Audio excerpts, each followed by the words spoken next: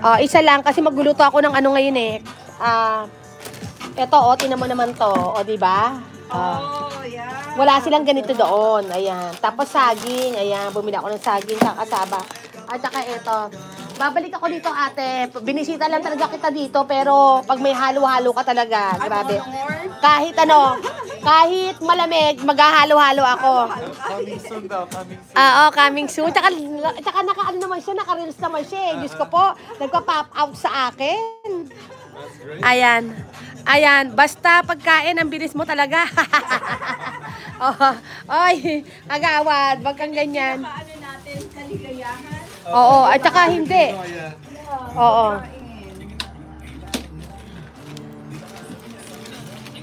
Meron pang plastic si ate. Hindi pala ako nakapagdala ng bag, pero okay lang para ano. Nakalimutan. Nakalimutan ko. Dumaretso ako dahil bukas opa ko, ay gusto ko mag-stay lang sa bahay bukas. Tapos Monday and Tuesday may trabaho na naman. Ayan ang buhay. Ayan. Tapos ate, pag may karaoke ka na, medyo late ka na magsarado. O hapon na rin. Yeah, syempre pag may karaoke dito. Kasi parang feeling ko ate, wala kasi tayo ditong wala tayo dito talagang Filipino gatherings. Yung parang mapupuntahan mo talaga on the weekend. Puro Korean dito eh. Oo, parang ganon. Tapos sabi ko, nakita ko sa online ate, ba't parang ang liit ng pwesto ni ate, dapat nilakihan niya ng konti. Hindi, sa totoo lang, kasi, Susunod yan. hindi, alam mo kasi ate, hindi, kasi ako business-minded din ako eh, sa totoo lang. Kasi, alam mo yun, yung may ganito ka, tapos meron kang konting, may konti kang kainan.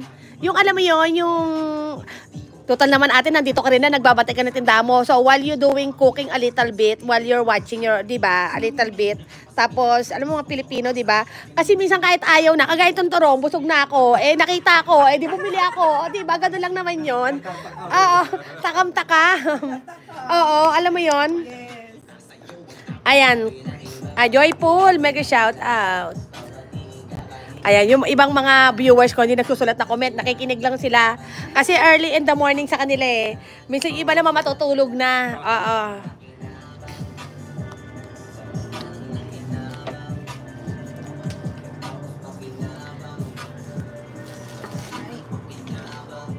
Hindi ako nakarating ng soap, opening mo, masaya sana kasi maraming tao eh. Mag-grand opening pa ako. Mag-grand opening ka pa? Kailan ang grand opening mo? Pero, i-set at mo na lang sa Reels kasi makita ko naman siya eh. End of May? Oo. First week of June. Sige. Oo. Kailangan may halo-halo ka na nun? O wala pa rin? Tingnan ko.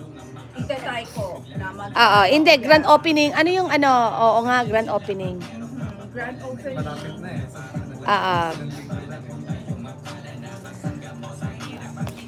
Yeah, may grand opening pa naman ako. Yan. Oo nga, sabi ko, hindi ako nakapunta ng soap kasi, syempre, ayan sila to.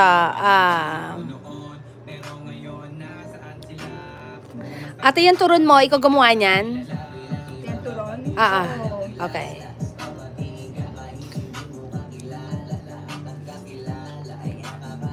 Charge mo? Oo, te. Debit ba? Pwede? Yes. Okay. $30.60. Okay.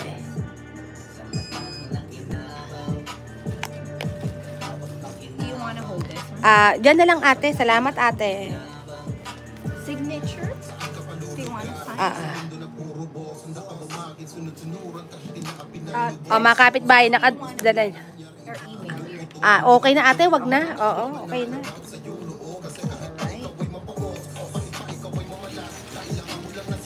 Pero ate, yung kitchen mo malaki ha.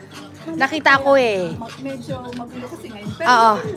Hindi. Nakita ko sa kasi talaga ko malaki-laki yung halo-haluan ni ate dito medyo makakatambay-tambay ako dito Oo. Kasi yun talaga tambayan, tagpuan, Sige ate ha. Thank you. Nice meeting you. Nice meeting you talaga. Kuya. Salamat. I-subscribe mo na lang ako sa sa Kapitbahay USA YouTube. Ito si Kuya, tapos si Ate Debbie. Ayan, di ba? Ayan. Mga Washington friend. Ayan si Ate Debbie, tagpuan. Located at Lakewood, Washington. Ayan, dito lang siya sa cross the street of Shinshin or H Mart. Ayan. Bago kayo pumunta doon sa H Mart, alam niyo mga kapitbahay, ano ba kayo? Dito muna kay Ate, kagaya ng